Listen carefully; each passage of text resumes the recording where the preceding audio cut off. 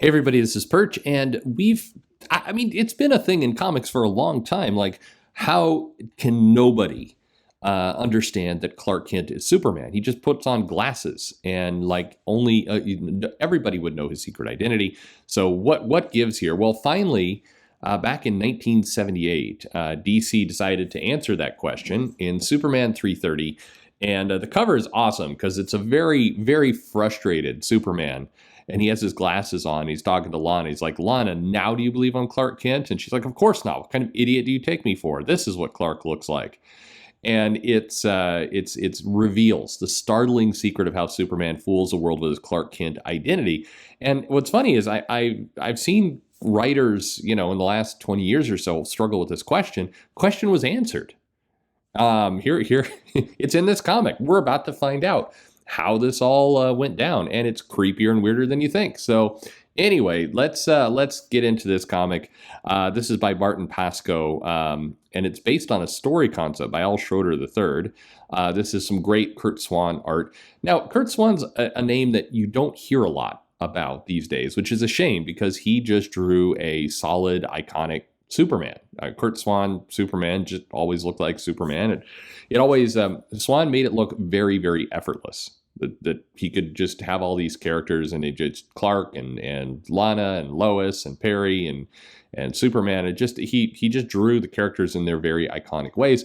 Many piece of art you see today is Curt Swan still of Superman because it was such a great kind of iconic version of the character. Anyway, let's get into what we've got here. So basically, we're revealing when is a secret identity not a secret identity, and how does the power of hypnosis threaten to defeat him? And maybe is Superman using hypnosis as well? It's a secret about him that not even he knew about it. So very intriguing. What do we have going on here? So it starts right out, and there's a satellite comet coming to the Daily Planet, or sorry, not the Daily Planet. This is when they're in WGBS.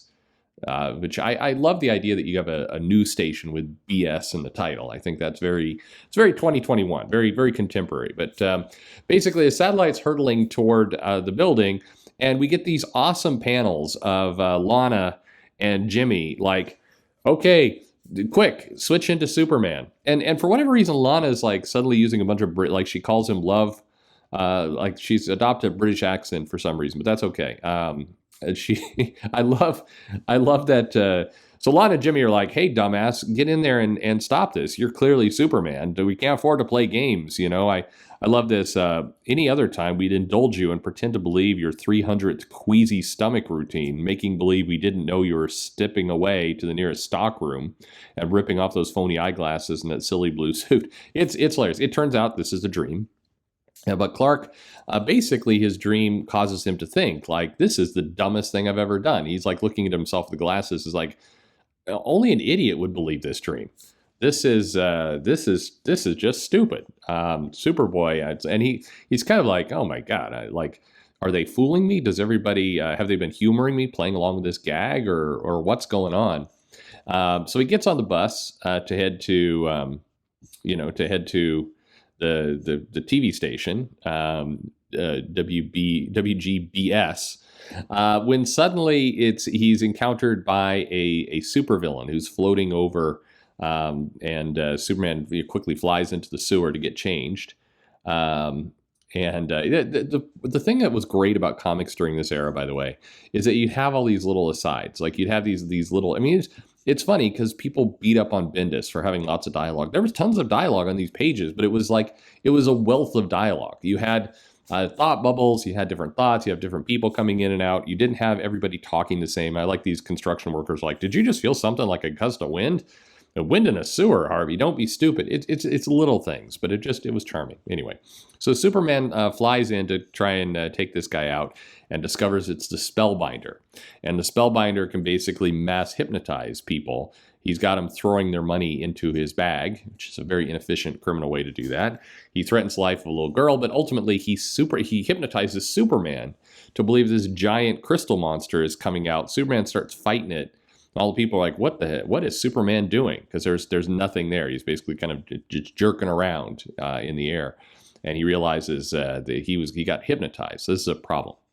So we get some, a little inside the Galaxy Communications building. We get a little subplot involving Lana and kind of this new person that's coming in. But Superman basically formulates a plan of how to put some psychic blocks so people won't be hypnotized. So he gets this giant floating TV and hovers it over Metropolis and basically asks everyone, he's like, now, I want you to cooperate and stare at this highly polished belt buckle, and I'm going to hypnotize all of Metropolis. So you won't be hypnotized in the future. It's going to make you immune to hypnosis. And all the people are like, well, not all the people, like half the people are like, yeah, I'll agree to be hypnotized. And the other half the people are like, you can't mandate things to me. And so then no, I'm just kidding. Everybody goes along and everybody gets hypnotized here. Kind of creepy that Superman's immediate thought is, let me hypnotize the entire city. But anyway, he does this. And he's like, okay, maybe this should solve it. And as he flies back into the WGBS building, he's changing back into his Clark disguise. But Lana and it opens the door and catches him mid dressing up and sees his Superman shirt. And Lana's like, "Oh, Superman, what are you doing here?"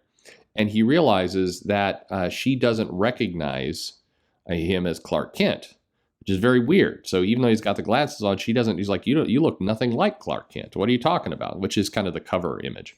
And Superman's really confused at this point because he's dressed up like Clark Kent, but nobody will recognize him as Clark Kent. So it's weird. So he means there must be some kind of super hypnotic block that he's created. He flies out to try and solve this spellbinder, but he's very confused as to what's going on.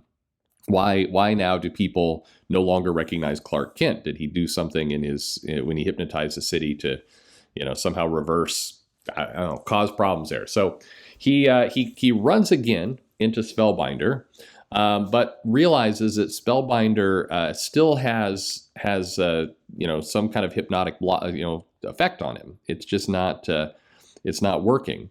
What's kind of cool here is it's revealed that this Spellbinder character was kind of a two-bit hood that fought Batman back in 1966. So this is basically 12 years earlier. This character was kind of a minor character in an issue of Batman.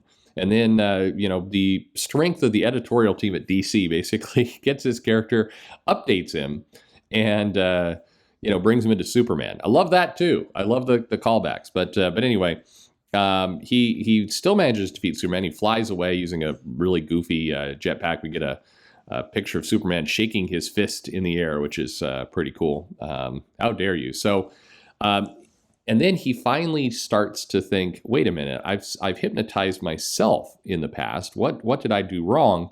And then he starts to get an idea of what's going on. So he now realizes that there's basically Spellbinder's using sound to help hypnotize people. He confronts him and has a brief little fight, pretends to be hypnotized, but suddenly the Spellbinder's hypnosis is no longer working. He throws him into a hole and reveals that he's using super earplugs, and he's been reading his lips in order to communicate to trick him. And Spellbinder. Basically, because he's in this pit, Superman's dropped him into an echo canyon. So the sound reflects back about himself, defeats him. This is also back in the day when Superman was clever and used to do things that were pretty smart. So anyway, had special lenses, and this is one of my favorite parts. Is he opened up his little chest plate to reveal that he has a record player, a phonograph on his chest that is just is running around. Is basically he's playing records on his chest. There's literally a turntable with a needle, a record needle on his chest, which is hilarious. But this also helps him solve what happened, and what he realizes is that everyone, this is kind of interesting and clever, views Clark Kent as frail and not handsome, just older and kind of like a good 20, maybe 30 years older than Superman we see in the comic, the Clark Kent, we see in the comic. And why is this? Well, he remembers that when he made his glasses, he tried using regular glass, but then it melted right away the first time he tried to use his heat vision as Clark. So he went into the rocket ship that that brought him from Krypton to Earth found some glass in there. He's this plexiglass window, which whatever. I like this line: the plexiglass window in the rocket that brought me to Earth coincidentally shattered into round pieces, perfect for glasses. That's a handy crash. Anyway, so basically, he formulated his glasses, the Clark Kent glasses, out of this kind of plexiglass from Krypton, and this allows him. And he doesn't even realize he's doing it. He's basically giving a low level of hypnotic suggestion to everyone who looks at him all the time. So when he's Clark and he's walking around, he's using a hypnotic effect that makes them see this older, frailer Clark. Not the Clark, again, we see in the comic, this kind of crappy like guy who's in his 60s. And so basically everyone that is seen as Clark he's basically hypnotizing everyone all the time, constantly. Which explains, how he basically sleeps with a lot. Anyway, no, I'm just kidding. So that's the reveal. So the story ends basically with him realizing that he thought the glasses were a dumb disguise, but without them he wouldn't have a disguise at all, because the special Krypton glasses are allowing him to do this, this mass hypnosis. And the last panel is, did you realize that the most successful practitioner of mass hypnosis in the world is Superman? So he's basically hypnotizing everyone all the time. And that's the comic. So it's ludicrous. Of course, I mean, it's silly. And it raises some pretty interesting ethical questions, probably. But it's cool. It gives us an answer to this rather silly question that, why not? It's ridiculous, but it's cool. So there you go. That's actually what was happening all this time. Superman hypnotizes everyone to see this older Clark Kent. That's why they don't recognize him with the glasses. There's a little bit of trivia. So the next time this comes up, you can say, well, actually, Clark Kent is hypnotizing everyone all the time to view him as older. And this was all explained to you back in Superman issue 330 back in 1978. So there you go. Question answered. What do you think? Let me know in the comments below. Like and subscribe, of course. This was fun. And thanks for listening.